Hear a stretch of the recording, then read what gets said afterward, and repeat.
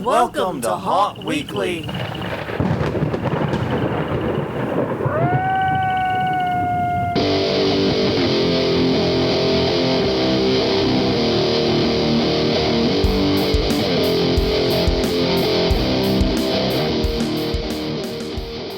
Hello, everyone. I'm Jonathan. I'm Crystal. And this is Haunt Weekly, a weekly podcast for the haunted attraction and haunted entertainment community. Whether you're an actor, owner, or just plain aficionado, we aim to be a podcast for you. And this is going to be a month of interviews.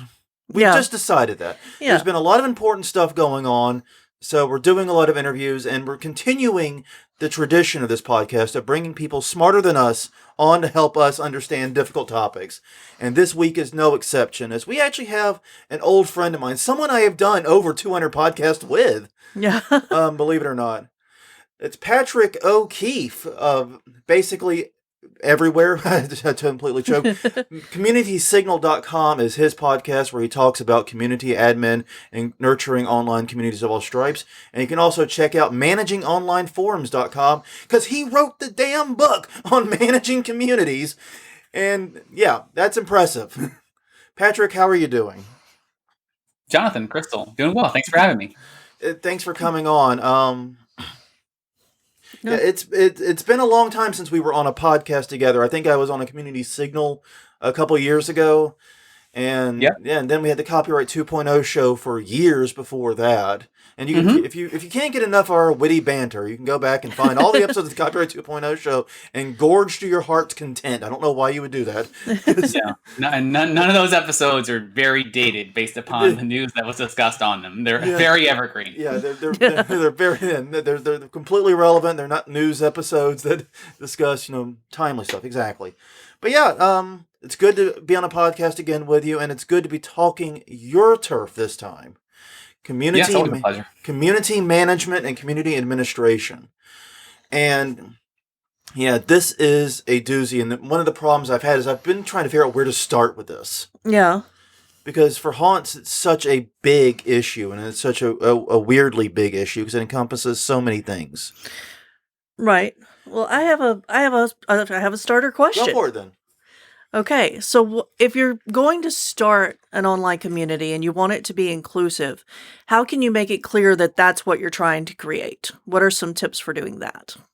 So I think a couple of things that you can do right off the bat that really help you are, first of all, have policies that speak to that. There are so many good codes of conduct and community guidelines online already, some of which are Creative Commons licensed, which I'm sure Jonathan will appreciate. Borrow. Community guidelines in general are the result of looking at what other people are doing, adopting those things, putting them in your own words, applying them to your community and the type of community that you want to build. So have good policies in place at the start of your community. Don't start without those things. They are essential to kind of creating the narrative for your community and everything that follows. Obviously, apply them once you launch. If a post violates your guidelines, take action, remove it. Don't ignore it in the hope of growing faster. It's something that a lot of communities stumble on. And then one other thing I'll mention is during the seeding phase. So the seeding phase of an online community is when you bring in some of those early members, maybe before it launches in public or maybe after it's launched in public. But the first 10, 20, 30 people you invite, you have this really great opportunity to set the tone in so many ways. And one of those ways is diversity. If you invite a diverse group from the start, your community is so much more likely to have that tone as it grows. So that seeding phase is really important. Think about who you want to bring into the community. Think about who you want to be in the future, and then invite people that reflect that. That's a good tip. Yeah. Yeah, because the haunt community actually has a lot of weird layers. Right. Every haunted attraction, the way I think of it personally is we're a very intimate physical group like 2 months out of the year. Yeah. We're working every night together. I didn't mean intimate in that context. Get your mind out of the gutter. I see that smirk, Crystal. No. But no, we're an intimate physical group 2 months out of the year, basically, where we're working the haunt. We're working every night, or at least every weekend night. And then, 10 months out of the year, we don't see each other oftentimes. We're often not friends the other 10 months out of the year. And so the only way to maintain contact with the haunt actors and your haunt buddies is through the internet. It's through online communication, Facebook Mhm. groups, etc. And with the larger community for the industry nationwide, Yeah. well, worldwide, really. Yeah, I'm getting that's the next layer, but because then you have the layer where the haunt's trying to reach their customers and that community, and then you have the greater haunt community on top of it. So I kind of want to start at the bottom of the stack for me, because what when you have a group like that it is going to be physically present in each other's lives at some point, how do you maintain interest in that group, and how do you maintain activity in that group using online communities? Seasonal events are challenging. And when you think about sort of conferences are essentially seasonal events too. Most conferences are annual. Pre-COVID, it was a little bit different. In-person conferences, especially annual, things like South by Southwest, where we've been in person together before. And events of that type, they struggle with this because you come during that one period of time, and maybe they get you on an email list that you unsubscribe to during the year, and so they lose you as a lead, and so they can't sell you a ticket next year. They struggle to do that. I think that with haunts, it's not a space that I know intimately or as well as you, or intimately, to borrow your phrasing. But what I think is that there are opportunities there to keep people engaged throughout the year beyond that 2-month period of time. And so just for me as an outsider looking at haunts, and the few haunts I've been to, yes, you have that period of time that's very intense where you're in the moment and the haunt is happening. And you have the time before that where you're planning, you're training, you're practicing, you're building. And then you have sort of a takedown phase that I think everyone can relate to, and just sort of cleaning up what happened and kind of doing the postmortems.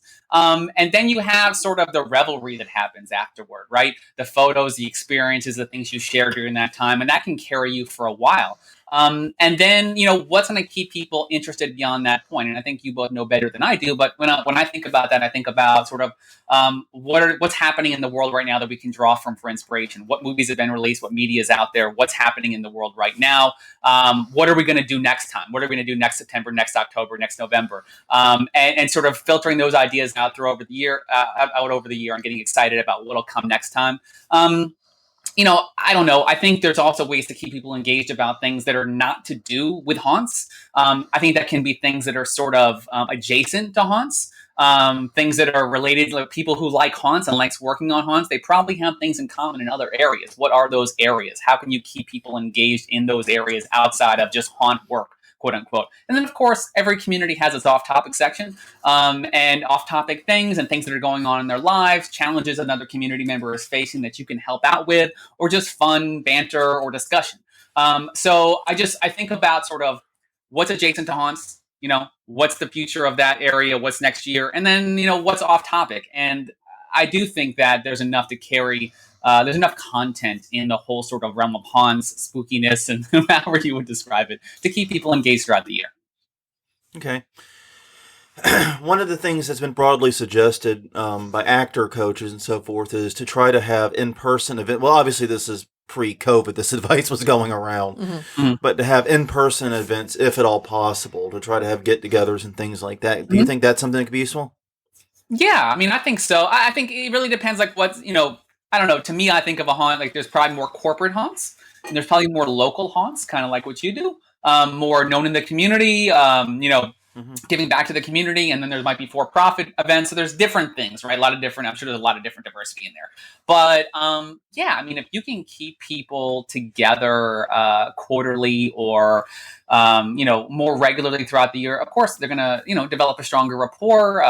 Think better of each other, want to do something together again in the future, have more to look forward to.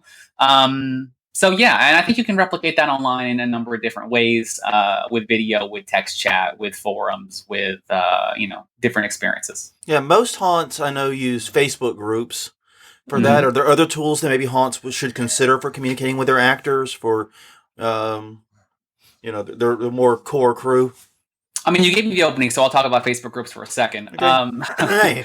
I will never send people to Facebook groups. And the reason for that is because the moment you send one person to Facebook groups, they actively work to disconnect you from that person through a series of different means, right? Through the algorithm, what appears in news feeds, through ads that they put on the Facebook group. So people are on your group at the same time, seeing other groups in the sidebar. And you don't have access to that data. It's harder to move people to different platforms. Facebook groups are like a short-term rush that slowly degrades over time. And a year, 2 years from now, you're wondering, why aren't more people seeing the posts? Why aren't more people engaged? It's because Facebook has tuned them out, and it's very easy to tune out. So to answer your question more directly, other tools that are out there, I mean, gosh, there are so many tools now. I mean, it is, even from when we hosted the podcast together. Should I keep going? Yeah. Even Okay. when you hosted the Even when we podcast. hosted the podcast together, there were far less tools than there are right now. I mean, when I started managing communities, we had a few forum software options, and that was it. And now there are just so many different tools out there. So, for example, obviously you have old school forums, traditional forums, things like that, things that live kind of beyond the moment you're in. So I'm not really in many Slack communities. Slack is a tool that could be used as well, but Slack is very much like a chat room. It's very synchronous. You have to be there. You have to enjoy the moment. And if you're not there in the moment, you tend to look back at those messages and think, I missed my opportunity to engage. So if you come into Slack chat a week later, most Slacks feel like, well, I missed the moment. No one wants me to bring that back up. But if you have a community that wants to show up all at the same time, or in a more live environment, or simply prefers like texting, then Slack or something like that is very good. But then again, a hosted forum or even a hosted social network might give people more of a sense of, hey, I can dip in, I can dip out, I can participate at my leisure.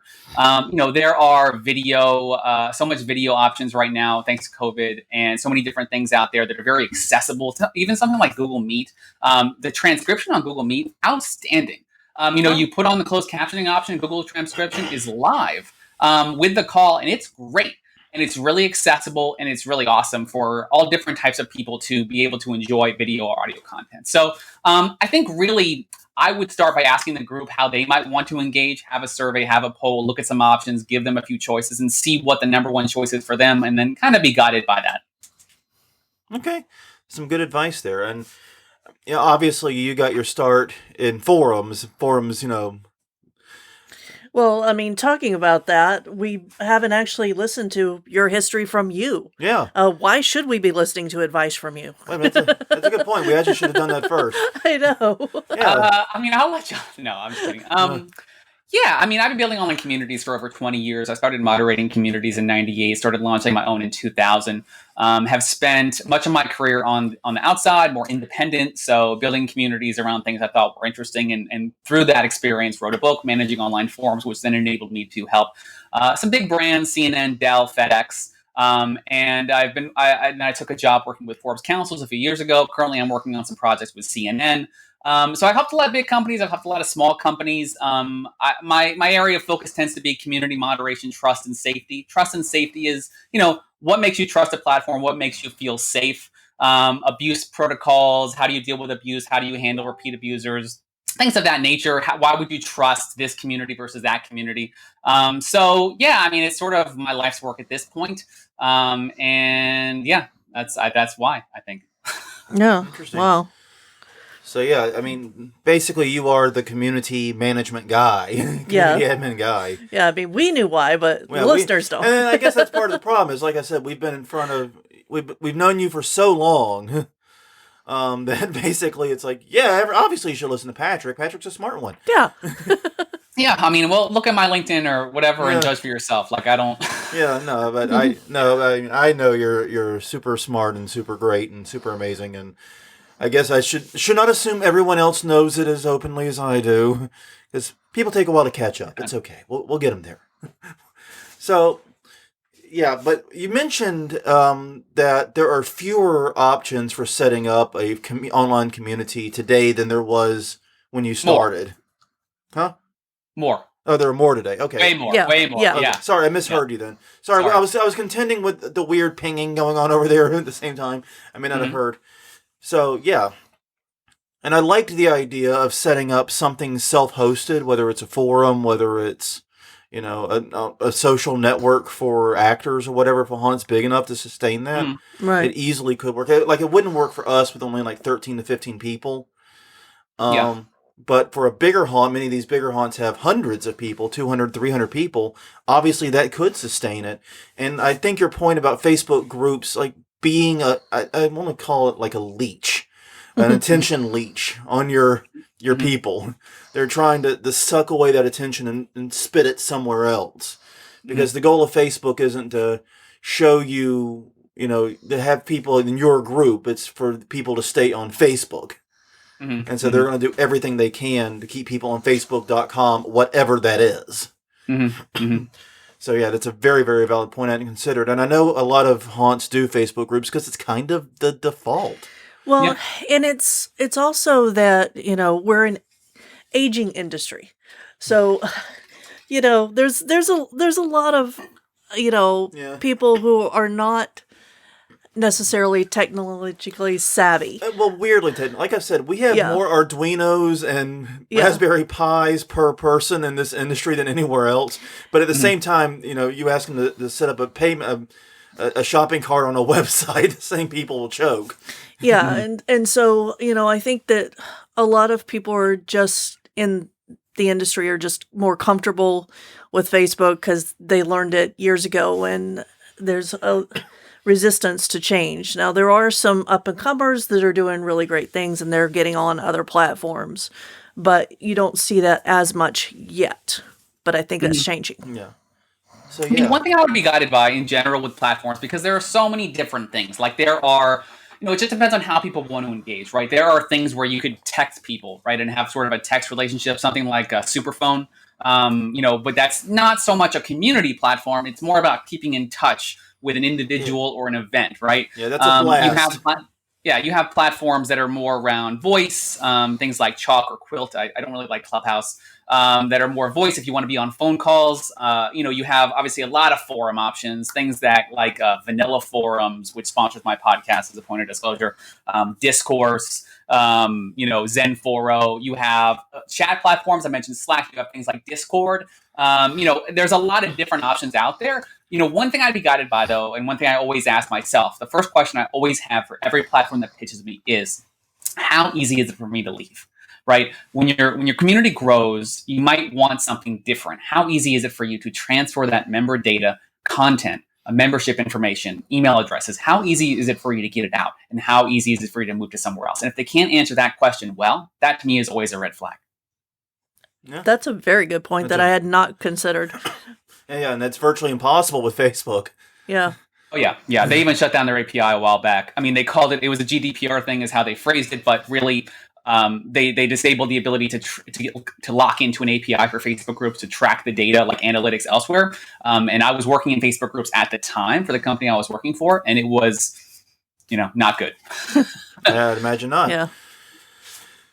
So that's some great advice there and some great thoughts there. And I liked your point about seeding the community. And I think that's true also of physical communities. If you're trying to create a physical community, like, if your core haunt team is diverse and there's a lot of people of different, genders, ethnic backgrounds, all the various things that you can be diverse on, then that's going to bring in actors. That's going to bring in the secondary people to be more diverse too, because they're going to say, hey, I see someone that is like me in that core team. And exactly. And I think you think about how groups grow, right? There's no magic here. It's not a magic wand. There's no pixie dust. It's simply, here's a group.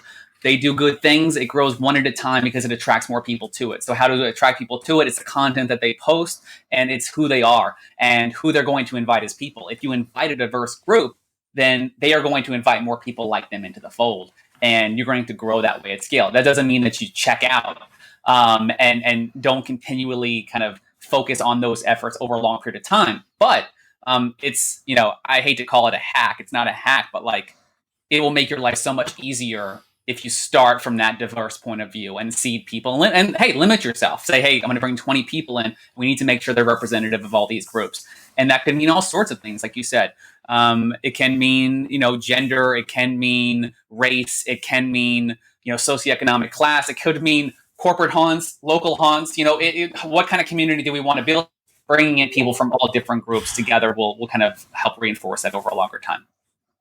That makes a lot of sense. And that notion of seeding, I think, is really good. And I guess, what would your advice be if you're an established haunt who's looking around at the people near them and go, wow, there's a lot of cisgender, white, heterosexual dudes here.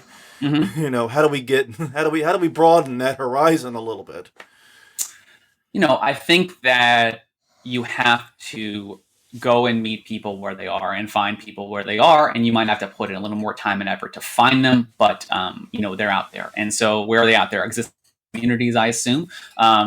Twitter, other social networks. Look for people talking about the thing that you want to talk about, and reach out to them and invite them into the community. Sometimes people will accept an invite, sometimes they won't. But don't do the easiest thing. Right? If you're surrounded by, as you put it, cisgender white people, cisgender white men like myself, it might be easiest to just look around at your friend group, and if it's just like you, invite those people. But that's not going to give you the longest term chance of success and of being diverse and inclusive, if that is your goal, which it should be. So I just think you need to put in more time. You need to go out there. You need to look for more people, and bring them into the fold. And it may take a little more effort, but it's worth it, because representation matters, and it'll help people to feel more welcome and included in your community, which will help that community grow. Okay. Taking it up a layer. Okay. Now we're dealing with the fans and that community. We're not just looking at the haunt actors. We're looking at fans, customers, that online community. Most haunts, whether they realize it or not, have one. If you have a Facebook page, you have that community. You already have that. It exists somewhere, and it's an online community. Even if you have a Twitter, there's that too. That leads it as well. This brings in new challenges, because here you're not just dealing with actors and people that you employ or otherwise oversee. You're dealing with your customers, the people that pay your bills. What are your thoughts and challenges there? Well, I think that the pitfall that a lot of people kind of jump into is not wanting to turn away people, because they are paying customers, and not wanting to turn away anyone, and doing everything in your power to avoid that confrontation. The problem with that is, if you have a community, if you're actually making an effort here to host something like that keeps people interested throughout the year, you will come to a point early on, and it's one of the most important points that every online community deals with. It's the point where a powerful or influential member does something that in your heart is a violation of your guidelines, because what you decide in that moment sends you down one of two paths. Because on one hand, you have the path that says, your community's growing, don't mess with it. Don't mess it up. You don't want to stop it. You don't want to stop that person from participating. You don't want to lose that money. You don't want to lose that customer. So let them do that thing, right? You don't have a lot of people anyway right now. Maybe you're small and starting out. You don't want to stop the growth. On the other hand, with the other angel on your shoulder, or the other part of your brain is like, well, why did you write that policy to begin with? Does it still matter? Is it still relevant? If so, why are you hesitating? Do you want 1 million people to do what that member just did? Do you want to see it over and over again? And of course, that's the better judgment, is to not allow the behavior that you don't want to see repeated over and over again. But a lot of people fall on the other side, and what happens is that when you allow something like that, when you allow a powerful or influential member to do that thing that is inappropriate, that encourages the community to become more like them and less like the thing that you set out to be. And you get to a point where you get years down the road and the community is much bigger, but that attitude is much more prevalent, that behavior is much more prevalent. And at that point, it's a totally different community, right? Their goal has changed. Their reason for being has changed. It's a different place. It's not what you set out to do. And when you try to fix it then, when you're already at scale, when you made some money, it's so hard, because again, the community has changed. It's not the same place it was on day one. And you try to turn back the clock, and you can very rarely do that. And when you can do it, it's not without a lot of pain and suffering, and not without splitting and segmenting that community off, and having some people go do their own thing, and some people go over here, and some people go over there. So, I think that, that's a long story to get to the point of have sound policies that help you build strong, inclusive communities of people that you want to have as customers, and then apply them even sometimes when it's painful. There are a lot of ways to approach that. It's not like a binary thing. It's not simply banned from everything and allowed to do whatever you want, right? You might have a haunt experience where, okay, maybe that person isn't allowed in the online community because they just don't participate there, but they can still be allowed at the haunt. maybe they're not that bad, right? Or maybe they're allowed in this other context, but not this one. It's think of it like an online game or a video game on PlayStation, right? You can buy the game, you can play the game. I don't have to allow you to use voice chat in the game if you're not someone who can do that responsibly. So, I mean, there's a lot of different layers to how you can apply that. But if you're going to have policies, you should apply them fairly and evenly to everyone. And if you can't, then maybe you shouldn't have the policy. Yeah, and if you don't respond to that member that breaks the rules that you set up in the beginning, I think that would be exclusionary to the people that you're trying to include. Because then they see, oh, you're not actually going to stand up for what you say you're standing up for. And they won't want to make that journey with you. Yeah. So I don't want to make it political here, but you look at what Twitter just did with Donald Trump, banning Donald Trump from the platform. I was among many people who felt that should have happened a long time ago. If they actually applied their policies to Donald Trump years ago, there may not be a President Donald Trump. Not that Twitter's job is to stop a President Donald Trump, but if they had banned him then, banning him now would be a totally different thing. Number one, it would have already been done. But now you're banning a sitting president. You should have applied your guidelines 6-7 years ago when he was pushing the birther conspiracy, and you wouldn't have had to deal with this massive issue now. It would have been a problem then, but it wouldn't have been the problem it is now. So take care of the problem early on. Ban Donald Trump in 2012, and not 2020. And that plays to your point of what type of community do you want, and deciding that now, as opposed to later when you've got a community on your hands and you realize you don't want that community. Because I think that's what happened a little bit there to Twitter was they realized that they had a vision of a community 6-7 years ago, and they realized where it went and how far off the rails it got in some obvious ways. And they realized they don't want that, and now they have to go back and try to unwind some of the stuff they, like you said, were technically policy violations that they could have and should have acted on and didn't. And every day they allowed Donald Trump, Twitter became more like Donald Trump every single day. Yeah. That's true. So every time you allow the bad behavior is a day longer that your community will be more like that bad behavior. So yeah, that's a good point. So what do you do, like, if a divisive issue comes up and, you've got people arguing it out and trying to, some people are just being, rude, but other people are actually trying to have a conversation and to get the conversation going because with an established group.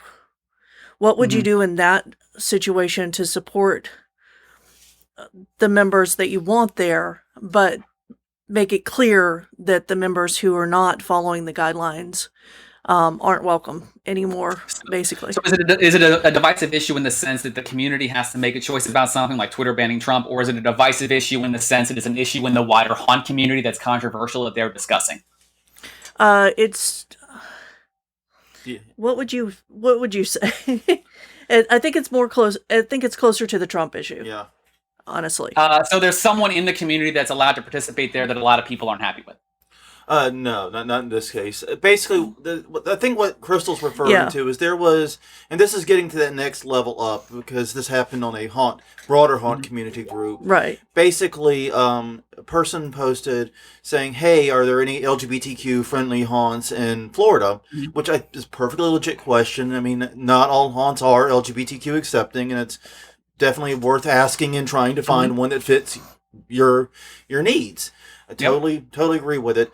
And the thread just went off the rails bonkers. I mean, some people were being genuine and trying to help and provide good suggestions. Others were like, all haunts are LGBTQ accepting, which no, they're not. Let's get that out of the way. And then others were just outright being bigots. Right.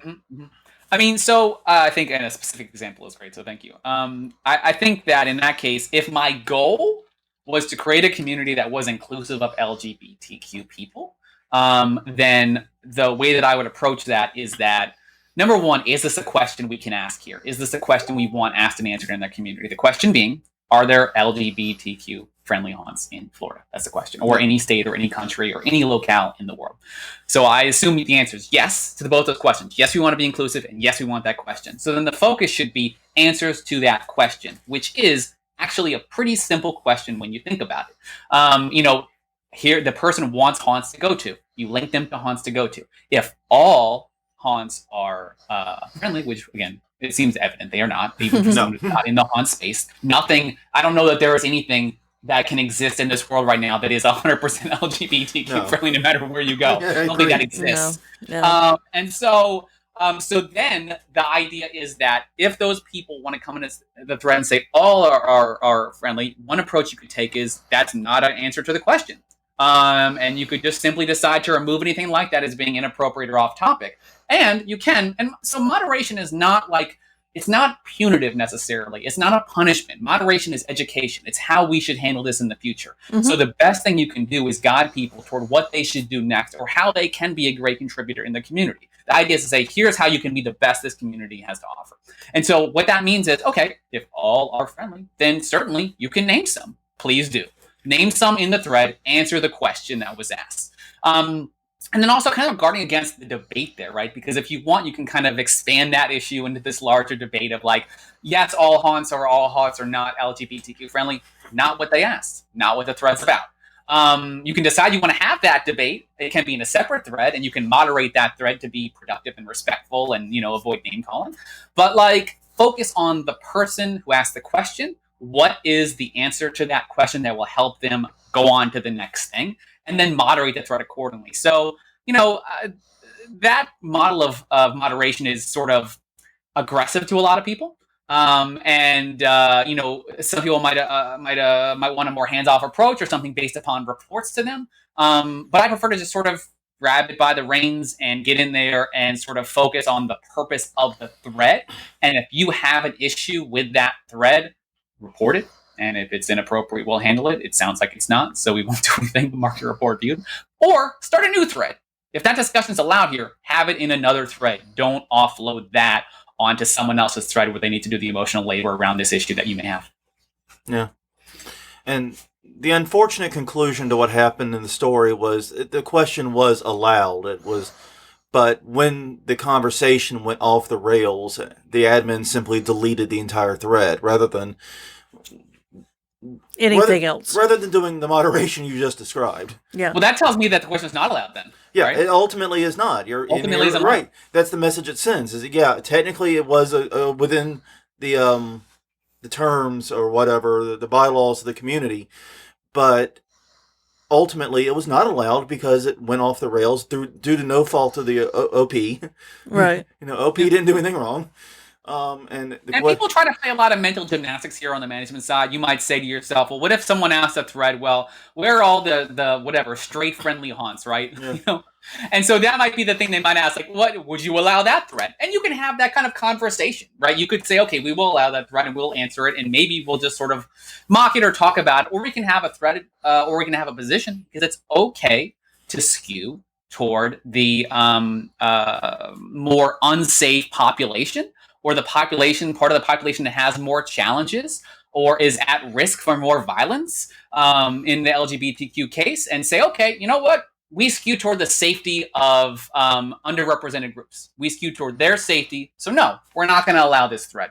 Not where we're at in 2021, not what we're about. Yes, you can ask if there's an LGBTQ-friendly haunt, just like you can ask if there is a Black-friendly haunt, or maybe woman and you felt unsafe in haunts, and maybe maybe you're looking for something that you will feel safe at as a woman, and that's a legitimate question too if you want it to be. So there's all sorts of ways to look at these issues. You don't need to allow sort of the majority population that is usually safe to dominate the community, to take over every conversation and turn it into the bizarro version of that. You can have standards and you can codify those standards. In fact, I encourage it. I encourage you to put that in your guidelines if that is your position. Be honest, be forthright, and then apply your guidelines and policies and say, yes, we will allow questions about where is a safe X, any sort of thing for these groups, or for underrepresented groups where we might not allow it for other groups. We skew toward the safety of people who are more at risk for violence, period, and then apply the guidelines. Sounds good. Real fast, and those in the chat, it's been a quiet chat because Patrick's been laying down a lot of great stuff. And it's been coming hot and fast. I get it. But if you have any questions, leave them in the chat, and we will bring them to Patrick toward the end of the show. We got about 15 minutes left to chat here with Patrick. So now's a great time to be thinking about him and getting him in the chat. So yeah, it seems like the keys, and I guess that the problem is a lot of haunts don't really think they have a community, an Hmm. online community, even though they absolutely positively do. If you have a Facebook page, you have an online community. You always have that.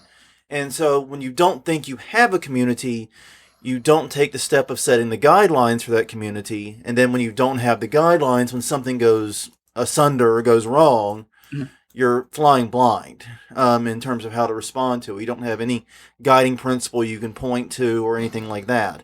Hmm. So, Hmm. step one, I think a lot of haunts need to do right now is no matter where you have an online community or what kind of online community you have, is like you said, and I think you said very well, is think about the type of community you want, think about who you want in it, think about how you want them to feel and feel safe, and set up guidelines accordingly and put those guidelines in writing where they are accessible to everyone that participates. Hmm. That sounds like a good first step. Yeah, and would you also advise to put in, if someone breaks the rules of the group, what happens, the consequences? Yeah, I think it's good to talk about sort of process. And, I think one thing people often do is they think the guideline or policy documents should be short. You end up with rules like don't be a jerk. Not helpful. Christmas. Not helpful at all. It means nothing. I encounter jerks all the time who don't think they're jerks. It doesn't that doesn't matter. That doesn't phase a jerk. And not that guidelines phase a jerk either, but like it's hard to enforce a standard that you don't want to be too specific, right? You don't want to necessarily give people a list of bad words because then they'll use that, right? Right. You might give examples of bad words and say this isn't an all-inclusive list, but here's some examples of where the line sits. But like you need some specificity. You need to write out some things like we won't tolerate intolerant language, or language that is targeted at these groups in a way that is derogatory, right? You can list out the groups, you can list out the protected classes that you want to have within your community. And I it's for me, being too long is better than being too short when it comes to policy documents. So think about who you want to be. Think about the places that you'd like to engage. Think about the places, if you have them, where you enjoy yourself, where you think this is a nice place. Because the reality is that if you think that, there are people making that happen behind the scenes that you might not see what they're doing. You might not be privy to it. It might just be good. And you might think, oh, it's just good. It's not. 9 times out of 10, it's not. There's people working there, whether they're volunteers or paid staff, helping to make that experience a reality by consistently applying standards to all users. So I would, again, just Google codes of conduct, Google community guidelines, do some reading about what's good out there, if you really need inspiration. And then either, write it in your own words, ask permission to borrow sections, segments. I've never had anyone tell me not to. I've never had anybody turn me down. I have community guidelines on karateforums.com. You're welcome to take them and use them as you would like, and chop them and add your own parts and change words. They need a revamp for me. So I'm sure you can revamp them and make them better. But yeah, and include process. When you violate the guidelines, what happens? When you consistently violate the guidelines and demonstrate a lack of respect for the community, what happens? Do we ban people? Do we temporary ban people? I tend not to do temporary bans. I like to just ban people. Banning for me is sort of the end result of a situation. You might feel different. There's no right or wrong answer there. But yeah, talk about those processes. It doesn't need to be long, but if you put it in writing, then you always have something to refer to, and it makes people will always have a gripe with content moderation. We're seeing that right now with Trump on Twitter, screaming of censorship and all of these things. But if you put things in writing, you always have something to refer to when they ask, even if they didn't read it, even if they don't bother, instead of it feeling like it's something that only exists in your own head. Yeah, it's definitely a CYA, Yeah. moment there, because you could say, no, we actually did tell you before you joined us.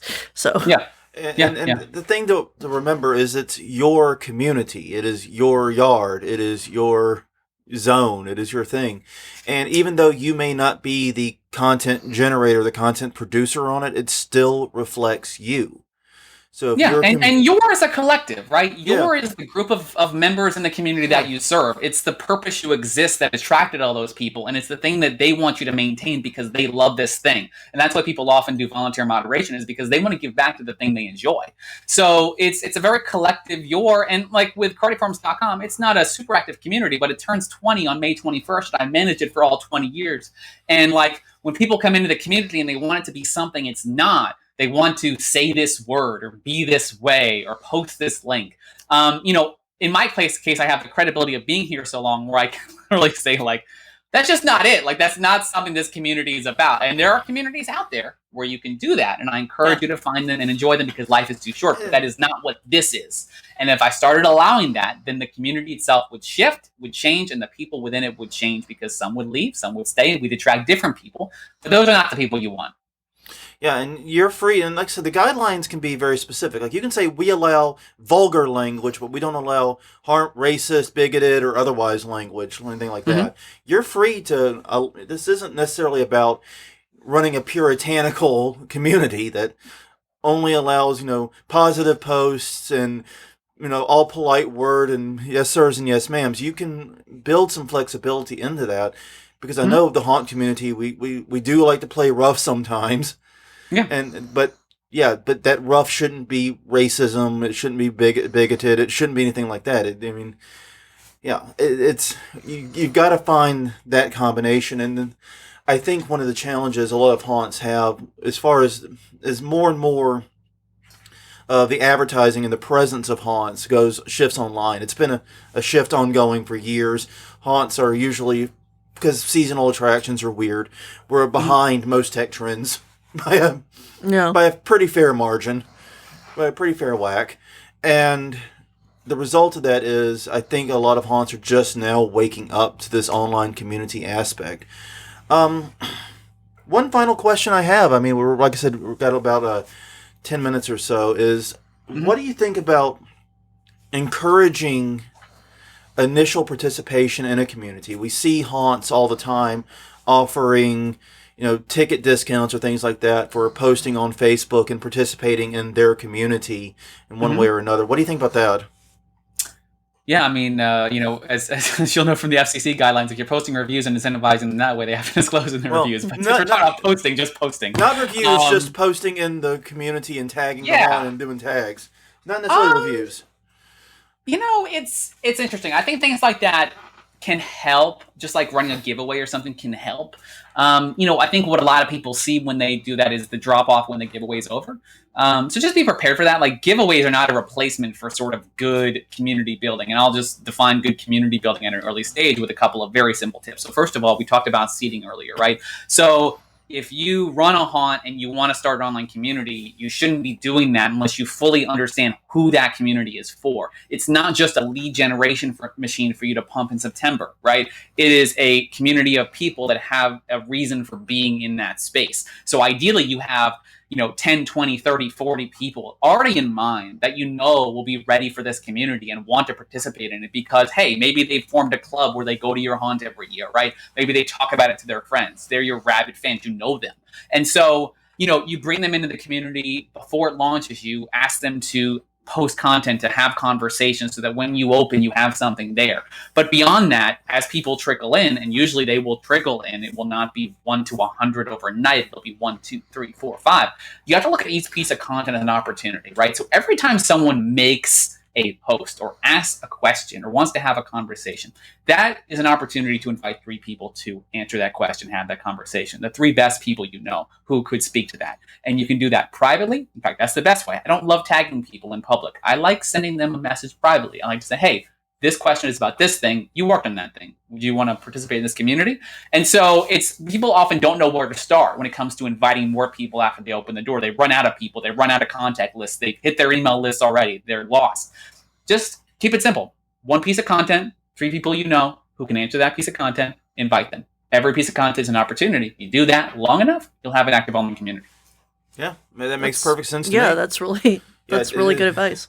Yeah, that's really, really good advice. Slow growth method. And I think that's something that a lot of haunts need to start thinking about now because like I said, we're seeing more and more this trend toward these types of communities. And we're seeing more and more problems arise from it. Obviously there's a lot of division in the country right now.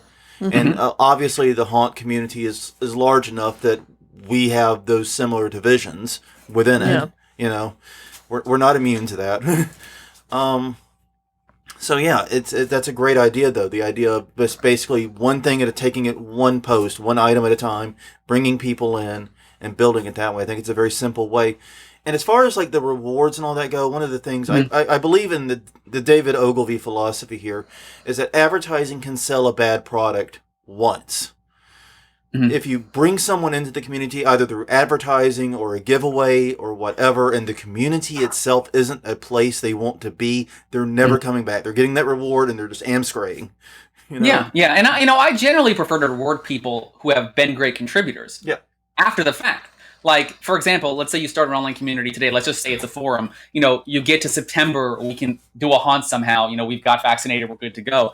It's very easy to say, okay, here are the people that have been outstanding members to this community this year. Don't look at it just as numbers. Don't be like 10 posts or more. They're all great. Look a little bit, right? Think about it, but give those people all a discount before. Let them register first. Give them a reason to come back again next year. They spent the time there. Reward them with something early ahead of the time. Or at your haunt, boy, if you can give them an in-person experience, VIP line, something special there, a special only time just for them, maybe an early hour or a late hour, the closing hour on Friday night, something like that is like, okay, this is only for you. We're not putting this on Groupon. Like, this is because you're great in the community and we want to have you there. You're that important to us. Give them that thing at the back end after they've already proven themselves as being these amazing members. Reward them in that way. That's the best place to spend those coupon codes, if you will, to spend that discount, to spend that time. That makes a lot of sense. That's really good stuff there. No. So, yeah, this has been a lot of great advice. And I think one of the things, like I said, is haunts have to stop thinking about a haunt community or their community as something that doesn't exist. It does. Right. But also as something that just kind of is, and you just splat and let it do its own thing. And maybe step in if things get too crazy or whatever. That no, you have to nurture, guide, and grow. And it's like a bonsai tree. You have to prune it to grow in the directions you want it to. You have to... Yeah, and I don't think there are many of the groups that I'm part of that have that kind of forethought whenever they were starting the groups. And then Yeah, I'm sorry, go ahead. No, go ahead. And then the thing about community is that if you're not ready to do something for a long period of time, 12 months, 24 months, I know that sounds like forever, but 12, 24 months, if you're really just looking for something that's going to sell tickets for you a few months from now, like, not a good thing to do. Like, there are honestly better ways to spend your time and money. Just stick to your email list, right? Build your SMS list. Try to get people to opt into things so you can hit them with direct messages. Maintain the one-to-one connection. Have a Facebook page where you post your updates. And stick to that, and maybe do some paid media if you can. Community is very much a slow burn. It's a long-term thing. It's not always the most fun thing. You're saying but now it is can the time. pay dividends. So you're saying now is the time to get started on it if you're thinking about it for using that and making that part of your 2021 season.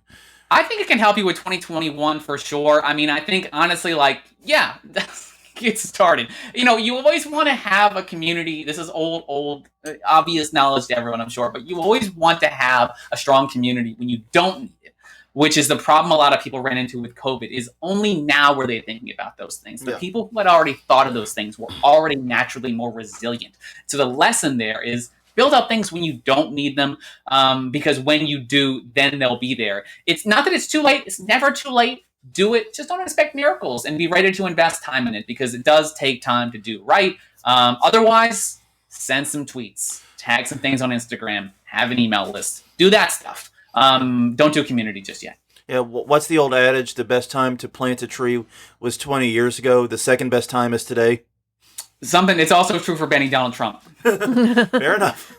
Fair enough. But yeah, this is a lot of great advice, and I do hope that the haunt industry, because that's one of the things, because we are seasonal, we do have those 10 months a year that we're not open, or unless we're open for like Valentine's Day and the off-season ones, like some haunts do Christmas and Valentine's Day.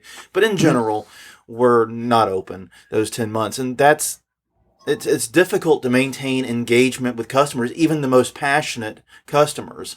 And the best way to do that, I think, is to build an online community that can keep that going. And this is some great advice on how to do it. So, Patrick, I appreciate your time. I appreciate you coming on and helping us out.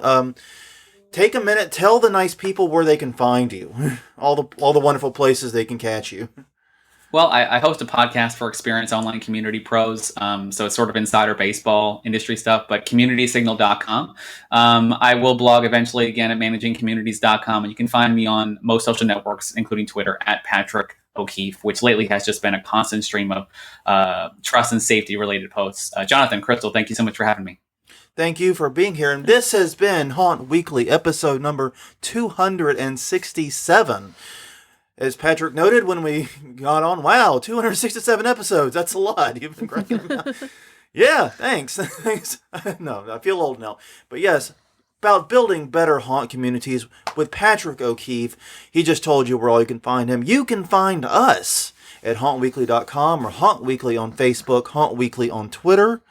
YouTube.com/HauntWeekly is our YouTube channel. All the episodes are there. We have lists. We have stuff you can check out and see and do. It's great and easy there.